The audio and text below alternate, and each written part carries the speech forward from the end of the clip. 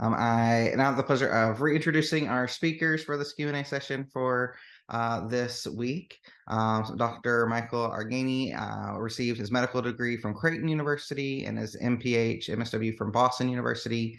He completed his preventative medicine residency at the University of Massachusetts and an addiction medicine fellowship at Wake Forest University.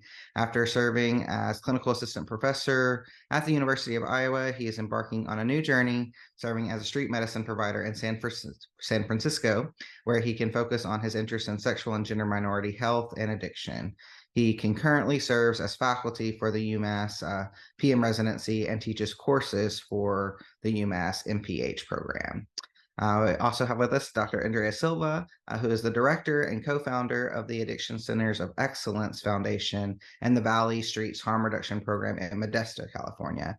She holds a medical degree from St. George's University and completed her family medicine residency at Valley Consortium for Medical Education in Modesto. As chief resident, she helped start the Rainbow Clinic, focused on LGBTQ plus care. Dr. Silva completed a fellowship in addiction medicine at Boston University, which earned her the Ruth Fox Scholarship for dedication to health equity. Dr. Silva is a clinical professor of addiction and family medicine at VCME, where she recently launched a street medicine and sterile syringe program. In their free time, Dr. Silva likes to hike with her dog, bakes, and reads avidly. So welcome back, and thank you for being here, especially so early in the morning for both of you, again, for this Q&A session. Great. Well, thank you so much for the introduction. That's great. We're happy to be here again to sort of have a little bit more of a Q&A session. Of course, we wanted to, start by sort of reviewing some of the things that we did last week, just in case there's some new people, or just to really refresh your memory, because although it's only been a week, it's sort of incredible how much has happened in the last 7 days. So yeah, without further ado, we don't have any disclosures, nothing sort of relevant financially or personally. But one thing we do mention when we give these talks surrounding gender affirming care is that, no medications that we use for gender affirming therapy are actually FDA approved. So we use these for off label, which is very common in medicine, but we wanted to make sure to state that. So some learning objectives that we were excited to review last time, and we'll be touching on again this time. First and foremost, sort of in the epidemiology of substance use among transgender and gender diverse people. We also want to talk about sort of comparing strategies to really improve the addiction care tailored for our gender diverse patients. We understand a lot of people here have experience with addiction medicine, so that addiction medicine to gender diverse people. We will also be talking about sort of 5 ways that substances, alcohol, nicotine, other drugs, may actually influence outcomes for gender diverse people who need and really want for their survival and quality of life gender affirming medical or surgical treatment. So how can those sort of interact, and how can we sort of still navigate these surgical and medical supports with substance use disorder. And then last, and certainly not least, identifying 3 harm reduction techniques to really incorporate into your transgender health workflow, which again, we expect a lot of people do in their addiction medicine, but how can we sort of incorporate that also with gender affirming care? So just to review from last week, as we went over a lot of terminology, and at least for today, I just wanted to again reinforce the terminology that we use for gender. So we have sex assigned at birth, and this is again based on when the baby is born, and they take a look at the external genitalia. The doctor says, "Congratulations, you've got a baby boy, you've got a baby girl," and that's just based on what it looks like. Every once in a while, the external genitalia are ambiguous, or they have different sets, multiple sets, and so that baby may be considered intersex from birth. But generally, you're talking about somebody who's been assigned male at birth or assigned female at birth. We also have gender identity, and this is somebody's internal self-identification with their gender and how they move through the world. And most people are cisgender, i.e., when they were assigned male at birth, they continue to feel and identify as a male person, or they were assigned female at birth, and they continue to feel and identify as female throughout life. And the reason that we have cisgender as a term is it comes from chemistry, with the bond on the same side, with the molecules on the same side of the bond. And then we have transgender as an umbrella term for people who have an experience of gender that differs from the one that they were assigned at birth.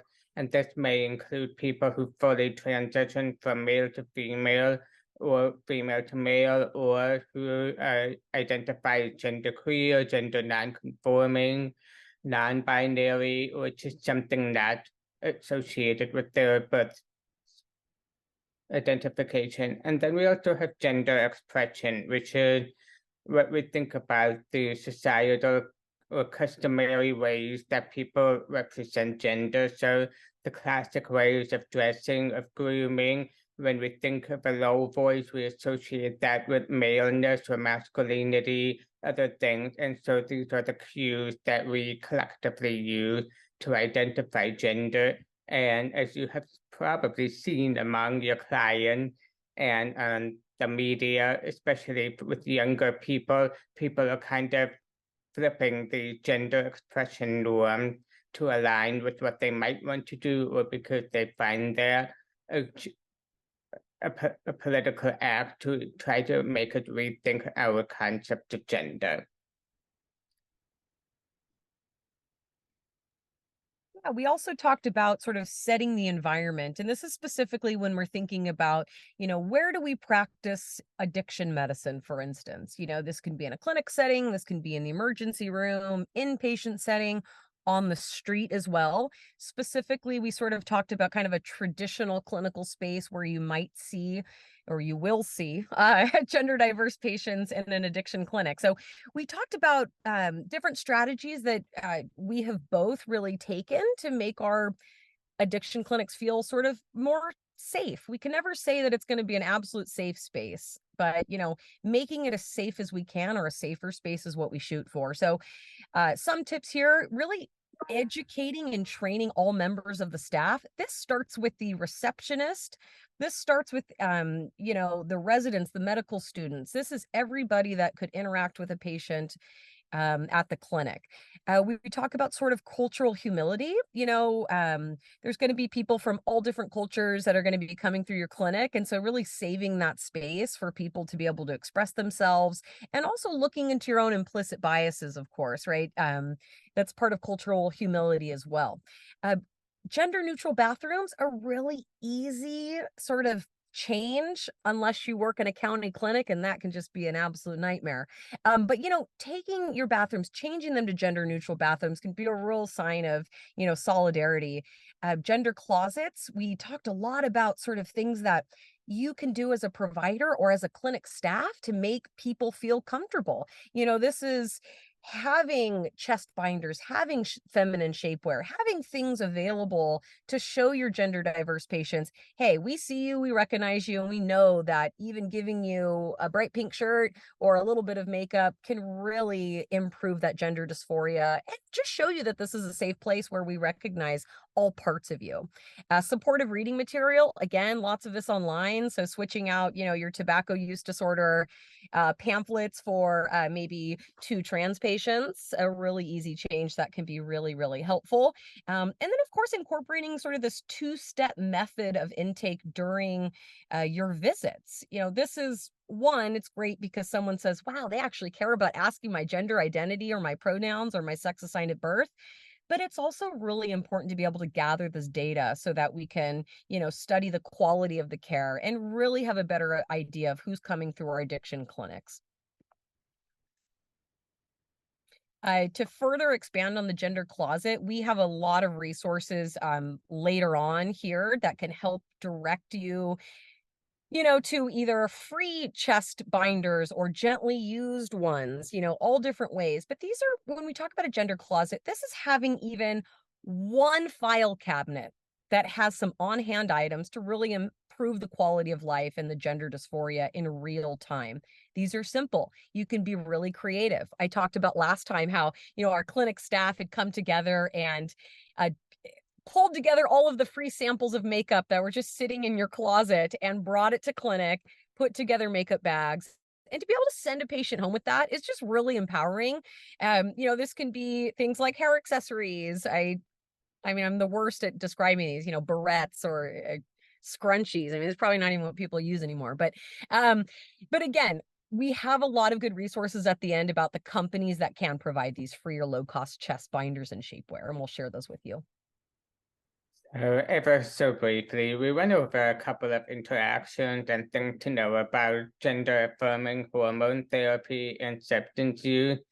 But I do really want us to take away these 2 points, is that one, treating somebody's gender dysphoria or gender incongruence, as the newest standards of care calls it now, is so essential to people's substance use recovery, that withholding or postponing gender-affirming care is most likely going to undermine somebody's successful recovery or harm reduction efforts with substances.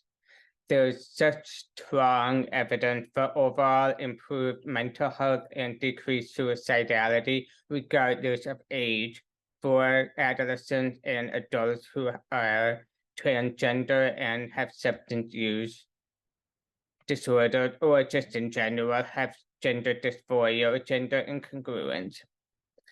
We did go over some incidences where gender-affirming hormone therapy may have some clinical question about whether it can be provided, but I really want us to recognize that it's quite rare that we actually say that somebody cannot be on hormone therapy or get surgical treatment whatsoever.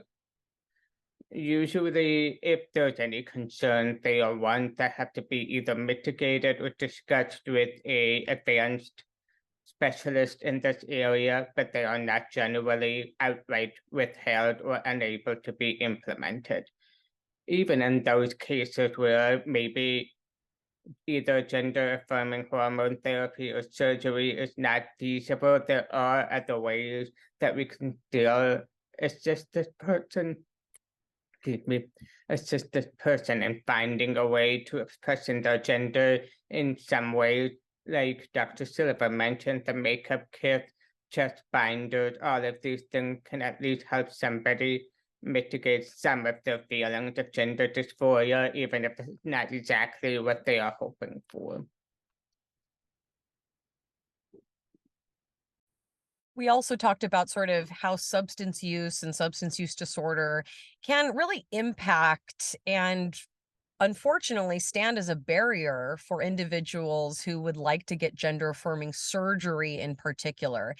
And this makes sense. I think a lot of us, and surgeons included, want the best for their patients. But unfortunately, we set up these barriers that can be really detrimental. The literature is very clear that when someone wants gender affirming therapy, whether it's medication or surgery, and they don't get it, their risk of suicide and death by suicide is significantly increased. So we need to do what we can to sort of remove these barriers. There's risks and benefits in everything we do in medicine. And unfortunately, the risk of not getting gender affirming surgery and medicine is death by suicide. So we have to be really clear here what we're talking about. But there are, of course, substance use concerns that we want to talk to our patients about. We want them to be fully informed. We want them to know exactly what they're getting themselves into. So having sort of these realistic expectations about someone who's using, say, tobacco or methamphetamine, there is this risk of sort of poor wound healing. We know that people who are sort of in the chaotic state of a severe mental health or substance use disorder can cause sort of poor adherence to follow up. Right? We know things like this, but we don't want these to necessarily stand in the way. You want to be able to talk with patients over time, have informed consent, and discuss, are there immediate risks with anesthesia if someone using cocaine or methamphetamine? We do know that. We do know that there is some risk of infection if someone is using methamphetamine and they end up back on the street. And there are catastrophic outcomes that happen with surgery in general. In particular with gender affirming surgery, they can be quite catastrophic. We don't want these to stand in the way. we just want to make sure that patients are very clear what the risks and the benefits are. And, that again, surgery can improve their substance use disorder over time. So allowing them to get these surgeries and helping them navigate the system with people who are setting up sort of red tape and barriers is going to be really an important job.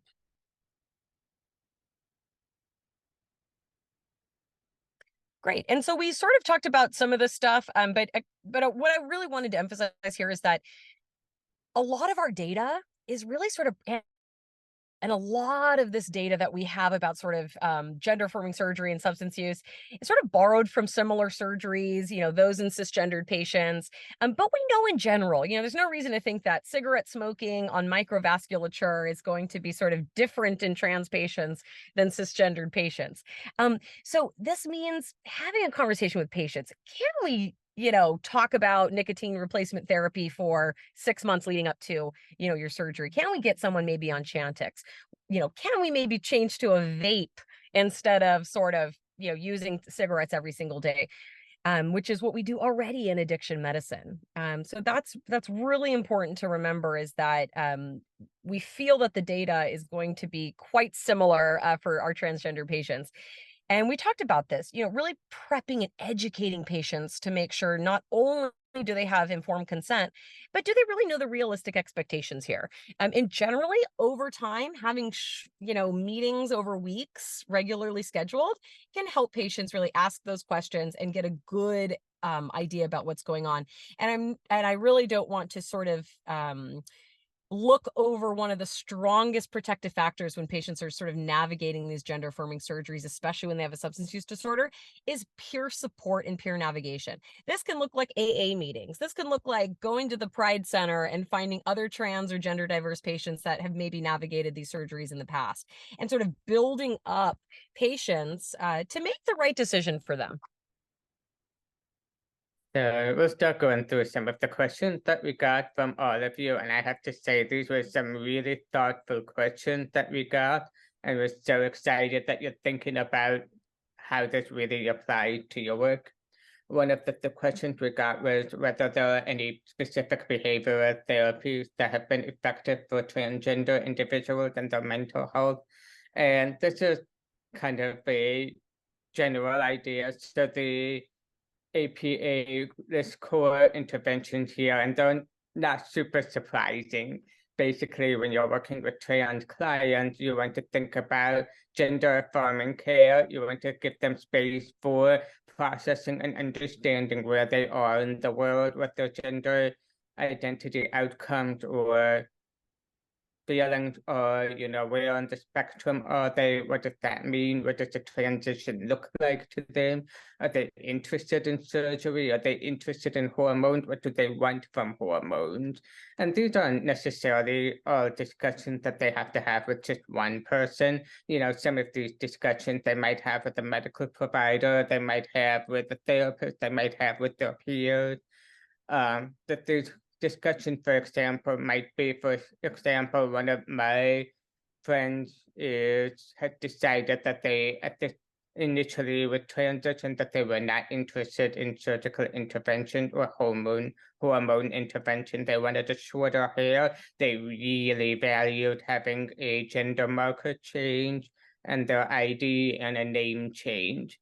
And now that it's been a couple of years and their partner had gone through gender affirming surgery and hormone, they're starting to think about maybe actually some of those interventions or what they also would like to have. So these are continual evaluations of what people would like with their gender identity journeys. Obviously linking them to resources and services, which many of you asked about, and the next few slides are going to be chock full of resources and organizations. By creating a safe zone and allowing for diversity, and of course your skills of reflection and empathy. So trans clients are going to benefit from a range of different interventions and different modalities. That being said, there have been some studies and some work done to develop specific modalities. There is some work, for example, in a specifically transgender affirming CBT model, which you can read about at this article that's been around for a couple of years. But really, like most client trans patients are going to respond to a range of different modalities based on their circumstances, personality, and your own therapeutic style. Yeah, so this next one here, which is great. Are there certain criteria that are appropriate for receiving gender affirming medical and surgical treatment? We have been referring to these WPATH standards of care 8, which are new within the last year, and some very, very important changes have been made. And so when we talk about sort of criteria for receiving gender affirming medical and surgical treatment, there have been a laundry list of things that sort of I really respect surgeons a lot. So you don't take this the wrong way, but there are a lot of surgical teams have, put up a lot of barriers. We'll hear quite a bit of things that say, well, a patient needs to be on, say testosterone for 1 full year before they can get blank surgery. They need to have been in therapy for 2 years with, 18,000 letters from, 5 different psychiatrists in order to get their surgery. I'm, being facetious here, but the barriers and the red tape are astronomical. And so, the criteria for receiving gender affirming medical and surgical treatment is: 1, does the patient have capacity to make this decision? 2, do they have gender dysphoria? Are they unhappy when they look in the mirror at themselves every single day? Right? We've talked about sort of gender incongruence. Is it marked? Is it sustained? The thought was we need to have a lot of letters in order to diagnose someone with gender dysphoria or gender incongruence. Someone comes to our clinic and says, I am unhappy and I'm going to kill myself because I'm not in the right body. You've made the diagnosis. They have met diagnostic criteria. So it's really important to document this, because there are many, many areas and regions where you have to have that diagnosis in order to access healthcare. There's a lot of gender affirming medical and surgical treatments that are paid for by Medi-Cal here in California, which is really exciting. We love that. And so you need to sort of have this documented. And of course, what are the other criteria? Are there social supports, right? Those are important things that you really need to look at. But we love this WPATH standards of care.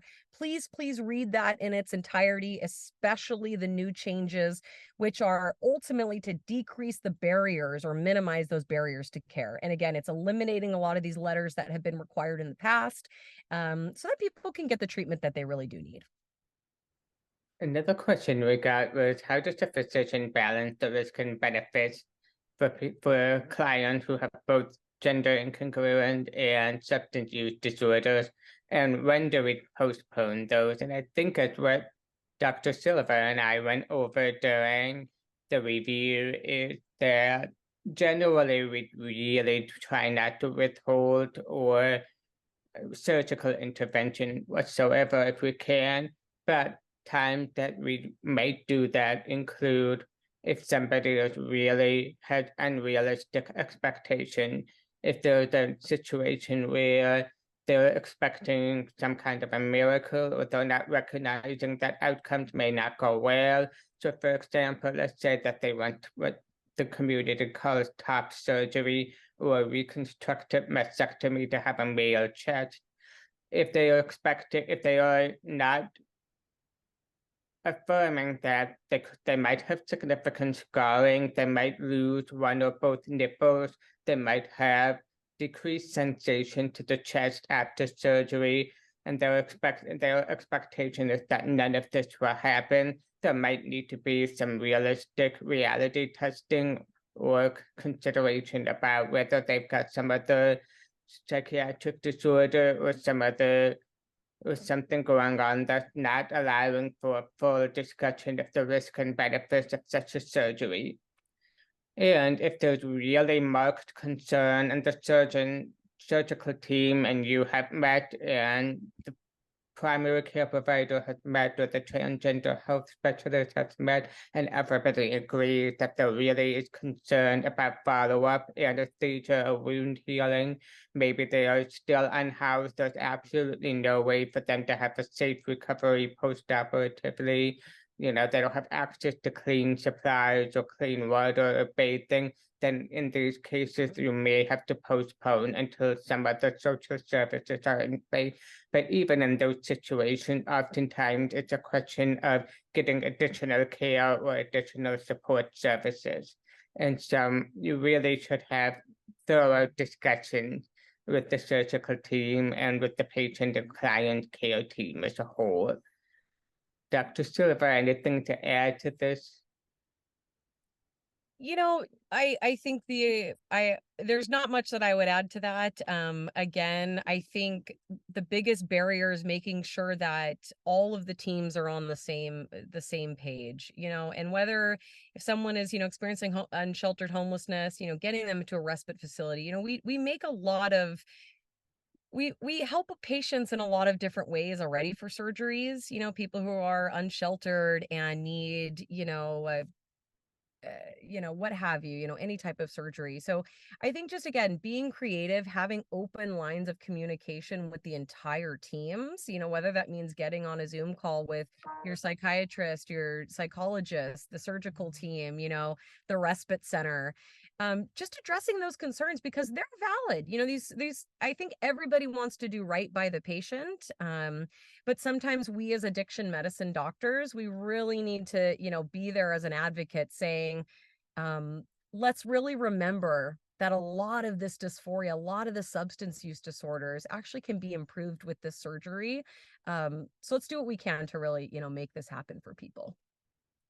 And I would say if you're finding that you're really struggling with a specific surgeon, that surgeon may just have a higher expectation.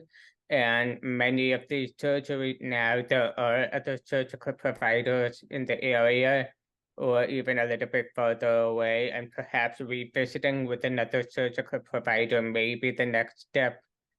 Not to say that you shouldn't compromise somebody's standard or integrity of care, but we know that there's a lot of variance out there among what surgeons want or expect in their practices, and some may have more flexibility than others. Yeah, and and maybe having abstinence as a marker of substance use disorder recovery is not appropriate, right? Let's think about more of a harm reduction approach. Does someone need to be 100% off their methamphetamine in order to get a surgery? Probably not. But can we help someone transition from intravenous use to maybe smoking in order to, preserve the integrity of the skin and decrease the chance of infections? So again, I think we talk about creativity a lot, and that's just really talking with patients to figure out how we can get them into the most optimized state before surgery. And so again, maybe this is a great opportunity to say, hey, you're using fentanyl every day. You've mentioned that it's really tough. Let's maybe talk about getting onto some Suboxone or, buprenorphine before your surgery. So I think it's a really good time. Surgery is a really good time to talk about substance use disorder treatment and improvement. Because we all know that you want to be in your best optimal state before surgery. But again, not having abstinence as our absolute marker of recovery and success before surgery, but a harm reduction approach on how can we sort of mitigate these harms and get them in their best state of care or of health before surgery, I think is really important. Oh, yes. So, of course, this was great. Do we know if there are any long-term effects of cross-sex hormone therapy when started in adolescence? Are there also studies available that highlight the benefits of beginning hormone replacement therapy, particularly in adolescence? Thankfully, we do know this data. Thankfully, there is literature here, because of which there is not a ton of literature, but there is a great summary here, and we have this on here for you. There's some additional guidelines, but I think the most important thing that comes up all the time for us when treating sort of adolescents or youth, when it comes to sort of gender affirming medication or surgery, is there sort of impact on reproductive capacity? is there going to be detransitioning? Are patients going to say, you know what, after all this, I'm not trans. I'd actually like to be back to the female body that I was in before. These are very valid concerns that people have. We do know that there is some long-term effects on hormone therapy, on reproductive capacity. There are people that will have infertility issues, but this is not rigorously studied. There are many, many, many people that go on to have children, or be able to sort of, use their eggs and their sperm in order to have children, even after hormone therapy.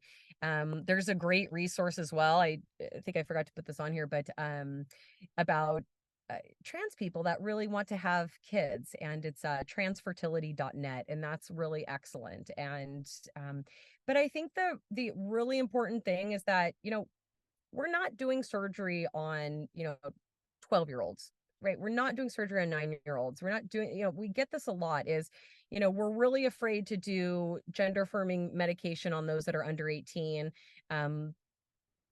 because we don't want to sort of change the body on someone. But the reality is that, there are far, far, far less long-term effects of gender affirming surgery and hormone therapy than not doing it. Because, for example, we know, and we've said it, and we're going to just keep saying it, that the side effect, the risk of not doing these treatments is death by suicide.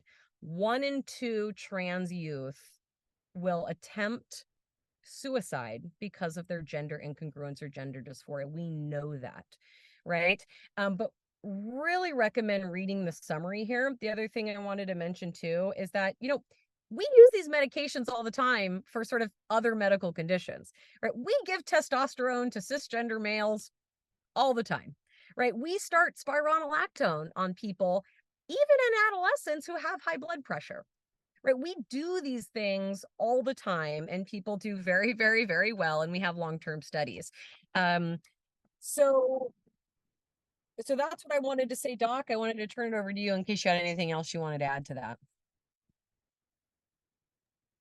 I think you covered a lot of these points really well. I just want people to understand that oftentimes we're not actually studying hormone therapy in adolescents. We're just giving them puberty blockers, therefore buying them time in order to figure out what their gender identity is, to see if it's marked and sustained, so to speak. And we're also basically delaying the development of secondary sex characteristics that are going to be harder to undo. So if they decide, hey, I'm not trans, which as it turns out happens very rarely. If you look at the literature among trans youth and trans adults, a very small proportion of them ever detransition. And even those who detransition generally say they don't have regrets about having gone through the journey, because it helped them understand who they were and how they fit into the larger world. And by, if we have a trans youth end up going through puberty and they start developing breast or they develop facial hair, they're going to have to invest a lot of money and time into reversing those. And those are only going to worsen the feelings of gender dysphoria or gender incongruence. So not only are we not doing them justice by giving them access to time and whatnot to be able to figure out what we really need to do, we're actually creating harm for these youth. And I think, some of them do it, in some practices, they do get access to actual gender affirming hormone therapy, i.e. feminizing or masculinizing hormones, but for most of them, especially in the younger end, it's puberty blocker trying to delay these things. And I think these are often conflated in the media, and they are not the same thing. And then one more note on detransitioning as well. Great paper out there talking about detransitioning. Again, it is quite rare. And to point out that the reasons, this was a great qualitative study about detransitioning, the reasons that people say they detransitioned which, it was, I thought interesting, although not surprising, is, they're environmental factors. So it was much, much less common that someone detransitioned because of their own internal change in their gender expression and how they feel.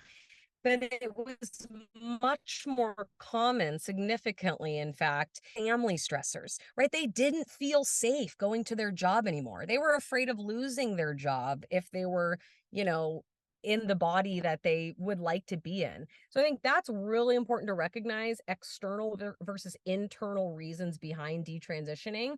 And we do know from, it's not a large body of evidence, but the literature does show that detransitioning is most commonly due to external factors and not because someone, in fact, doesn't want to live in that body because they don't feel that way. I think that's a really great point. Early on in my medical career, and I would hope that this is less of a reason now, given the resources that we have out. But the one person that I met early on in my career who chose to detransition was a trans masculine patient who basically said, "There's no way for me to have children, and being a parent is more important to me than manifesting my gender identity." So he at the time chose to go back to being a woman so that she theoretically could pursue pregnancy and childbirth. So we were asked to speak to the harm done when states criminalize gender-affirming care for youth. And obviously, this is the situation in Kentucky, but also in Iowa, where I've been practicing, and in many other states across the country. And we were asked some thoughts on how to best approach advocating for gender affirming care. And since we're not experts on Kentucky, we don't know the networks in Kentucky, please take our word with a little bit of salt, but here are some thoughts we had. So obviously, as we keep reinforcing through this presentation, there are legitimate and significant harms. You've heard the statistic, 1 in 2 trans youth are going to attempt suicide. I don't even want to think about how many actually succeed. But there are also other negative health outcomes, and there's increased work that I've alluded to overcome the undesired impacts of puberty. So what do you do? Well, you need to see what else is going on in your state, reach out to the trans organization, to the LGBTQ organization, to the Women's Reproductive Health Organization. These things are only going to be understood and supported if you're leaning to coalition building and increasing solidarity around these. Unfortunately, today's attack on transgender youth is probably going to be tomorrow's attack on another population that's marginalized or another healthcare service that's also seen as suspect. So the impact today is also on what can we do as providers? What are we allowed to do as peer support specialists? What kind of topics are kosher, so to speak, to be able to talk about with our clients? And there's also leaning on to national services and organizations. So, for example, the American Medical Association has been quite a long supporter of LGBTQ health, and they did recently affirm access to gender affirming care. And so the AAP, American Association of Pediatrics, also has a lot of resources and statements about why we need to have gender affirming care and how to do it in a way. Here's the thing, in general, care is already a conservative approach. We try to give youth in particular time to figure this out. We try to stave off puberty so that they can make choices and that we can just implement all of these changes later, whether it's through cross-sex hormone therapy or whether it's through the puberty happening the way that it would have only 3-4 years later. So those are some of the thoughts we have. Dr. Silva, anything else to add? No, I think that's sufficient. Yeah, so this is a great one too, that we were excited to hear. Aside from identifying ourselves with our own pronouns and or asking about pronouns, which is a great first step, can you provide an overview or additional examples of appropriate language that would be respectful and give dignity to transgender individuals? So, for instance, actually, if so, going on to sort of forums or going on social media, you start to really realize quickly, transgender youth and gender diverse youth and people have really sort of ditched various terms. So, we used to say, M to F, F to M is really common. Genderqueer, gender fluid, right? Trans are going to be, terms that are just going to be, more accessible and especially with you. All right, we trust you more. You seem like you're cool because you're using these terms. So, but the other thing that's really important is, not using transgender as a verb. So, you don't want to say that this is like a transgendered patient, or someone, this transgender patient. We already are really clear in medicine when we talk about, someone with diabetes. We've gotten away from saying this diabetic patient, right? This trans patient, this hypertensive, right? This is a patient with gender dysphoria. This is a patient with diabetes. So again, getting away from sort of this verbiage of using transgendered as a verb, and then really being clear about what do your intake forms say. Have options in there as a blank statement that people can say other and write it in. I love how many different types of pronouns there are. I just saw someone yesterday with a good old pin that was, the Z, zer, ziz with an actual Z. There's a lot of new language that's been coming out because we finally have a chance to figure out like how can we express ourselves. And so so always having an opportunity for people to fill in a comment section how they identify is really important. On the next slide, there should be some sort of like gender grammar. So this is like sort of what we covered. So the problem here is transgendered, right? Someone who's transgendered. The correction is transgender. So we kind of talked about this, but I want to keep going here. So, again, intersexed. That's not the word we want to be using here, right? We want to, in fact, say intersex. We don't want to be using that sort of as this verb. We talked about transgendered, or saying that, these are transgenders. Just sort of like putting someone in a box that's who they are, right? They're just a transgender patient, right? No, there's someone with gender dysphoria who identifies as trans. And then a couple things at the end here are really outdated terms that we don't use anymore. So for instance, sex change, sex reassignment surgery, gender reassignment surgery, really sort of problems, things that we don't use anymore. Because again, surgery, doesn't change necessarily someone's sex or gender, it's their genitalia. So we're using terms like gender affirming surgery, gender affirming medical care, genital reconstruction surgery, genital reassignment surgery. But again, getting away from these old terms is like sex changing, sex reassignment, because it really just, you stand out as a sore thumb as soon as you start using these terms. But I think the most important thing to remember is if you do make a mistake, if you do say, oh gosh, you want this sex change appointment, and a patient says, that's not really what we use anymore, just apologize and say, I'm sorry, and next time I'll do better. And I have found that patients are really, really good about, sort of being okay with that and rolling with the punches, as long as you've taken responsibility for making that mistake and really committing to changing in the future, I think is an important step.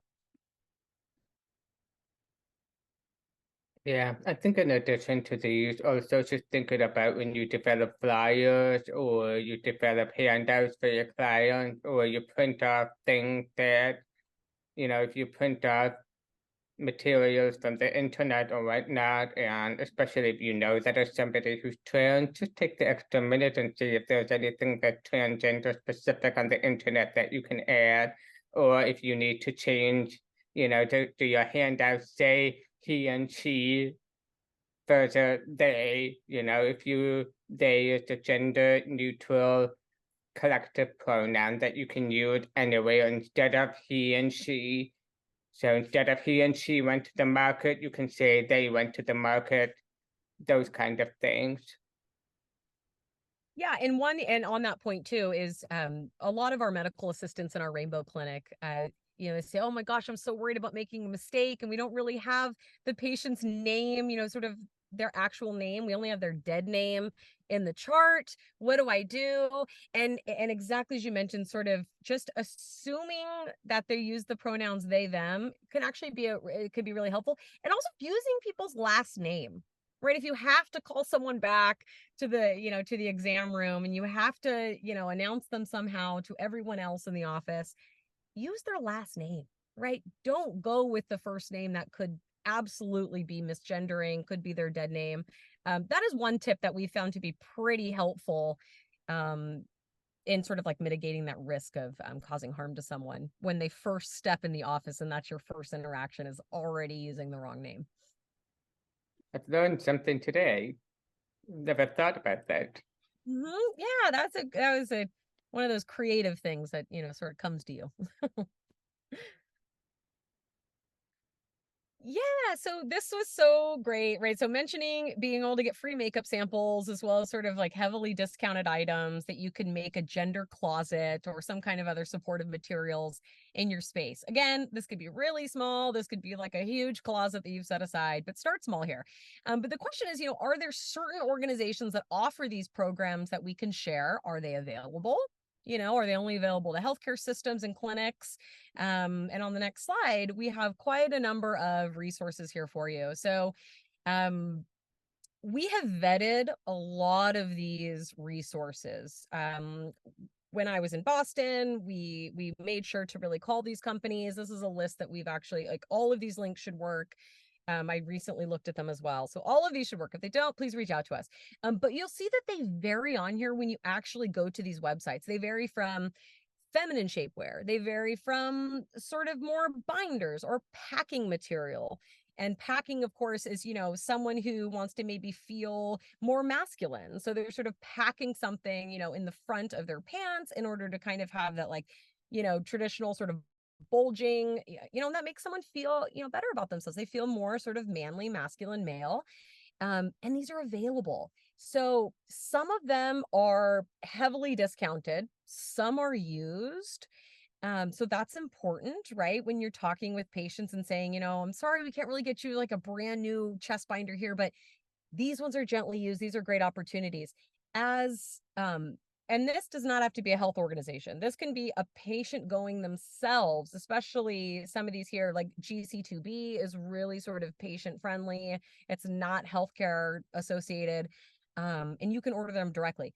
But on the flip side, a lot of these companies here do take large orders from healthcare facilities. So at Boston Healthcare for the Homeless, we had ordered, a large of these, a huge order of binders from Point of Pride up here. They gave us a huge discount, and it's nice to already have them sort of in the office. So again, be creative, take a look at some of these websites here, share them, ask your people, ask your patients, like, did you call them? Did it work out? How did it go? Because it's just not going to be for everybody, right? There's different body styles. But again, these are really good resources if you want to try to get things that are discounted or completely free. And again, maybe you have some extra sort of non-discretionary funds in your clinic. Maybe you have some extra grant money. Maybe there's a grant out there to help create a safer space in your clinic. Write this stuff into your grant. Can we set aside $10,000 a year, to just buy all of these things to have available for patients? Can be quite helpful. Thanks so much. Is it okay if I interject one additional? I think these are great. We'll make sure that these get shared in like our follow-up and newsletters. But I just also wanted to share one for people here directly in Kentucky. If you aren't familiar with Trans KY, it's a group that's available throughout our state. It's based primarily in Lexington, but there's a social networking site, and it's pretty common for of course, you can suggest it to gender diverse clients to potentially join. I have personally, if will disclose for those that don't know, I am trans. So I'm in this group myself. And there are many times that people will share after they've had top surgery, they'll give away binders or other things like that. So you can find a lot of other free resources. So I'm happy to share that among other links for people to consider here in Kentucky. That's great, Chris. Thank you so much. And for being so open and vulnerable and brave. So, similar vein, we also ask about the trans needle syringe services, and there are several in the country. Unfortunately, one of the national ones that I've been so excited to follow for the last couple of years seems to be on hiatus right now. That's the trans needle exchange. I'm hoping that's not going to be a permanent hiatus. They don't say why or anything, but there still is a website and an Instagram, so I'm hoping they're not going to be disappearing. There's also Next Distro, which is also another national service. And then based on where you are, there are some that are local, and I'm sure if somebody was interested in setting one up that was more local or accessible to Kentucky, that the places in like Transponder in Oregon and Shine in Chicagoland, and even Dr. Silva's right there in Modesto would be more than happy to help you figure out how and what that would look like and what are the steps that are needed to be able to do that in a way that isn't going to invite legal scrutiny. But these are relatively new services. They are great, and they are clearly vulnerable to political climates across the country, and also I think just overwhelming need and lack of resources to be sustainable. But there are some resources here. Yeah, please reach out to us. So the very last one on here is the Valley Streets Harm Reduction Program. We're in Modesto. We're a very conservative, tiny little place, a tiny little town of 250,000 people. No big deal, but that's small compared to other places in California. Reach out to us. We, me and my, right-hand woman, we started this needle exchange, and we absolutely offer needles for gender affirming care. We ship things to other states all the time. We just sent like 1,000 doses of Narcan to Minnesota because they could not get Narcan. So reach out to us on Instagram. We absolutely will work with you if you need some help getting, needles and whatnot. And then Next Distro, they were who helped us get started with our needle exchange program, sent us a bunch of, the actual needle sizes that one would need to, say, for instance, administer testosterone. It's very viscous. You need a much different needle than if you were to, say, inject methamphetamine or fentanyl or what have you. But reach out to Next Distro. They're a great one. And then please reach out to us at Valley Streets. Would be more than happy to set something up. My entire bedroom is full of needles, and would be happy to try to, make some care packages and send those out to anybody who needs them. And further discuss how we were able to get our needle exchange up and running in a politically conservative area and how we have been able to operate. Yeah, so are there support groups for transgender individuals who are also experience a substance use disorder? Are you aware of any that are online, accessible for anyone in the U.S. to participate? I know of a few in particular that I have personally used, and also some close colleagues of mine have personally used. I think AA, Alcoholics Anonymous, can get a pretty bad rep as like a 12-step program. However, they do a really good job with sort of their like gay and lesbians, although please extend that to transgender folks. It's just they haven't like changed their name to be maybe more inclusive, but they have a really great group of people that identify as queer, and there's this link here. They do online support groups, so you can be anywhere in the country. They're all free. And like any AA or 12-step group, try different rooms, try different groups, try it on different days. You never know, what kind of, sort of like atmosphere and group dynamic is going to be there. So like give them a chance, try different ones. The other one that's pretty cool is like Gay and Sober. Also just like love the name, gayandsober.org. I think it's fantastic. But again, online meetings, you can be in any state, and these are all free. The Trevor Project, I think, is particularly helpful for those who are, youth or young adults. They have texting peer groups, so you can actually like meet friends online that perhaps are going through similar things. And I like it because again, they're trying to cater to young people, so you can actually text. There's quick ways to like exit your screen if you're worried that, you're sort of like non-affirming grandma or grandpa's in the room. You can like quickly exit out of that. So they've thought of some great things. And then the other thing on here is the Pride Institute.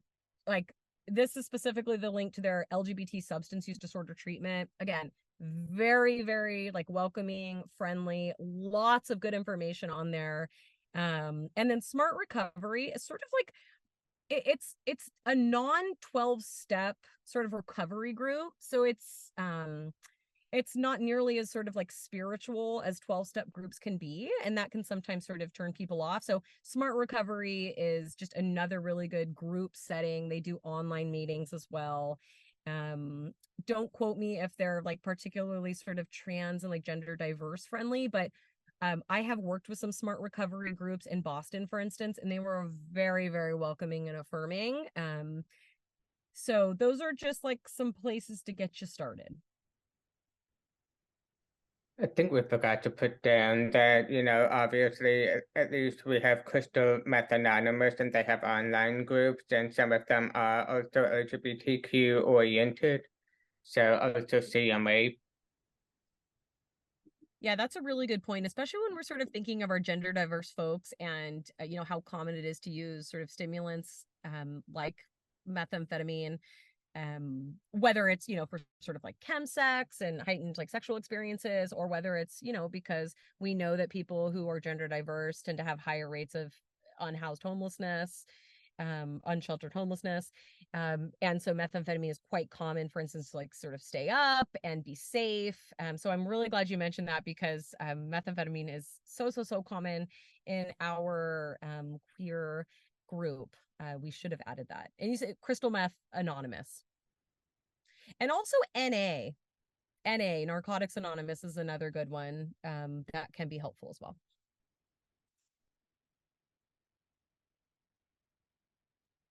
I was excited to see that question among them. So we were asked about trans health or transgender peer support specialists, and we are not experts on this. So these are where we think you could go to if you're interested in becoming one of those, or you have a colleague or a friend that's interested in it. So I think also another one to put down is the Trevor Project, but definitely look into the Trans Lifeline. There's a national lifeline or hotline that people can reach out to for in the moment crisis support and other things. And there's also the Trans Advocacy and Care Team that's based out of Oakland, but they do national consulting and education and training as well. So they also have peer support specialists, and these two organizations are going to know way more than we will about pursuing this kind of work. Yeah, sort of like similarly, some like go-to free or low-cost resources to share with trans and non-binary patients that can cope with gender dysphoria. And we've said it like a couple of times, of course, with the Trevor Project, because they're just really excellent. And again, free resources to help people who have really already experienced, dysphoria, or currently, really dealing with this. And they offer just some really good peer support.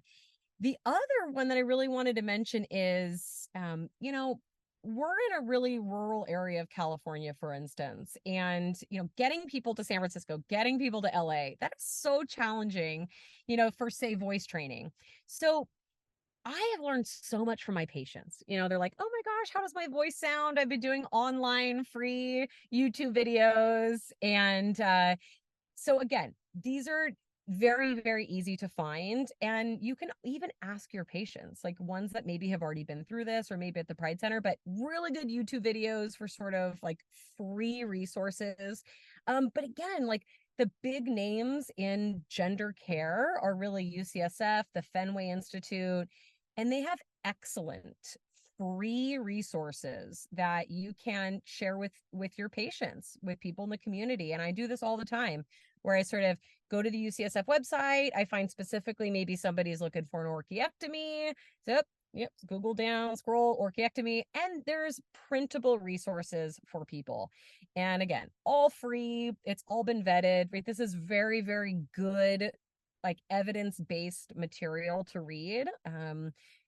You know, as opposed to say going to, you know, WebMD and whatnot. So, you know, the Fenway Institute, same thing, really, really helpful. And then Point of Pride as well. They just have excellent information that's all free or very, very low cost. And I think it's one thing to be able to actually get someone to say the referral for these gender affirming, you know, surgeries and whatnot.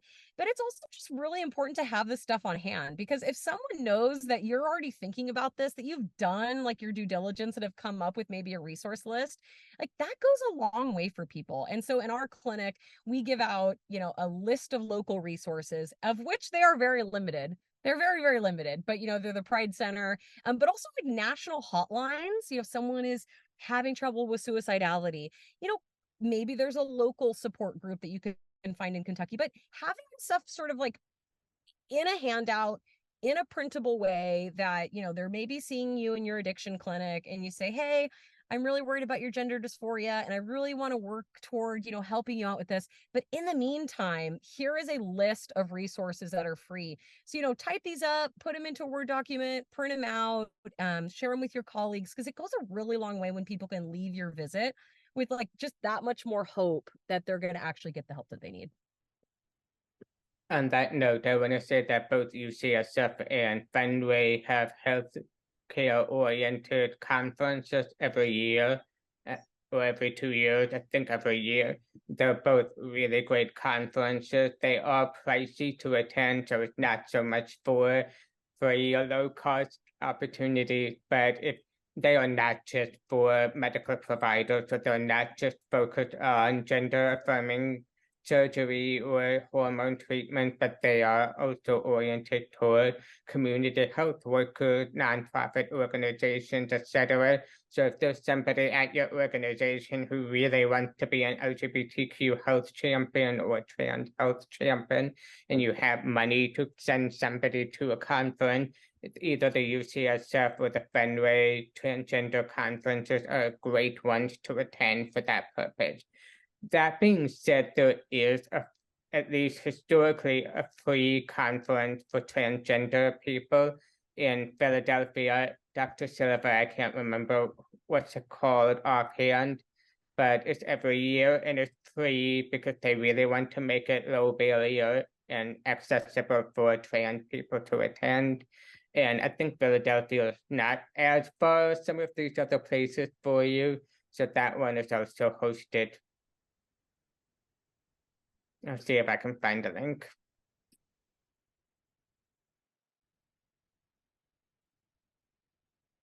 We have a next slide. I forget. No, it's our thank you slide, which we shared last time, because we do really, really appreciate, you know, even having this opportunity to share. It just shows us that, you know, what we do is important, and, you know, it's nice, especially being in sort of conservative areas where you're hearing, you know, no, no, no all the time. It's just, you know, thank you so much for really being able to let us speak about this and advocate. And who we always thank every time is really our patients, because although they don't always want to teach us, we do appreciate their teaching, and really just supporting us through this work. You know, we're not experts in gender health. I mean, we are quite knowledgeable about it. We do our own, you know, sort of reading to learn, but, you know, they support us. They support us in our journey to learn more and really help take care of them. So we just always want to thank our patients for just all of their support and teaching us every day. Couldn't have said it better. Yeah, thank you. And especially to our host, thank you to both for making this topic even possible and for sharing your own experiences as part of it. Thank you for your time, for your presentation, for your really thoughtful responses to all the questions that were submitted for this week. I know that we still have a few minutes left. So before I move on to the slides that are kind of our wrap up, I just want to see if there are other questions. I also realized that we didn't include one question that we talked about, and so this might put you all on the spot. So apologies that we didn't actually get it in the slides, but I did recall that there was that question about suggestions for like sober living or recovery housing from last week that didn't make it into the slides. I don't know if y'all have other suggestions or could think of things for us to look into, but I at least wanted to pose that question, and then of course open it up to anyone that's here today that may have additional questions in our remaining few moments.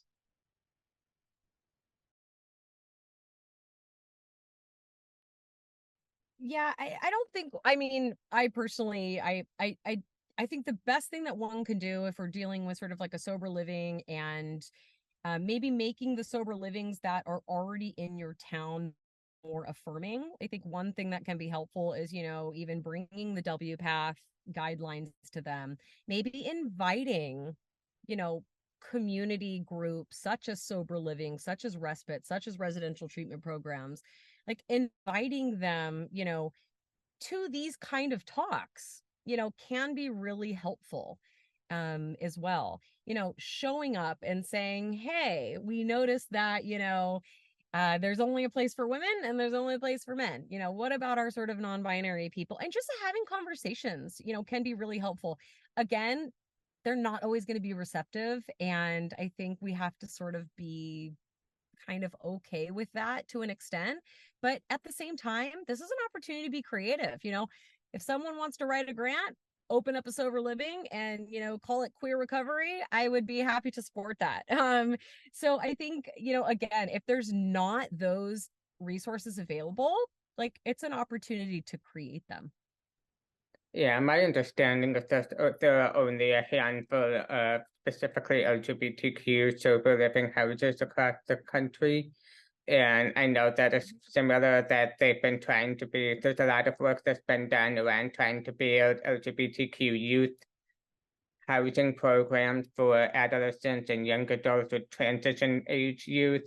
And I think very much like Dr. Silva said, it's about just people trying to find opportunities for those programs or grants or trying to work with people, even if it, like maybe it's a larger institution and maybe they can dedicate even just one room of 4 beds or 2 rooms of 4 beds for those kind of needs and then just continuously have them. And you may run into the question, well, what if nobody comes and needs them? And I would tell you that's absolutely not going to happen.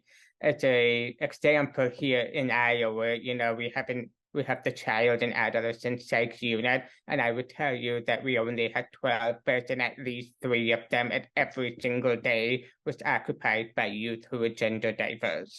So there's definitely going to be a need once these sober living houses and whatnot set that up, people will come to use them, especially if they will become self-perpetuating, especially if it goes well.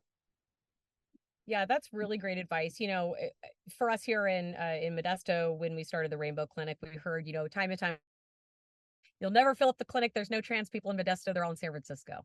We knew that was false. So what we did was really, you know, do a needs study. You know, we teamed up with our local Pride group, handed out a survey to as many queer people as we could find, and be able to bring that, you know, to the clinic managers. Like, hey, we surveyed 2,000 people. It was a lot less than that, but, you know, a large number of people. And how many actually identified as, you know, gender nonconforming? It was a significant amount. So, you know, thinking about how can you prove your point to some of these agencies, a lot of it comes down to data. And, you know, reaching out, doing a needs assessment, maybe in court, like maybe going to some of these sober livings and saying, hey, how many people do you have here that, you know, are queer? They might say 0, but you might have an opportunity to actually, you know, change that by asking. There's so much work that can be done, and I know it sounds overwhelming, and some of you are probably like, well, how do we even start? Where do we go? How can we possibly do any of this? but really any little thing you do is going to be a step on that, and it's going to build and scaffold on each other in order to accomplish some of these bigger goals. So please don't leave this feeling dejected or, unenthusiastic about it. We need even one or two of you to be a little mini champion of one of these things, and it will be so good.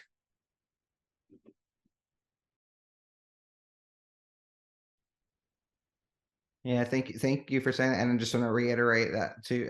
As someone with the experience, even the small thing of like, the last name was a great suggestion. Even if you go, I know many of you, working with client, if you're going with someone, and even just like trying to go to the pharmacy, if you're going with to pick up, or if you're the person calling a name, that's great. But things like that.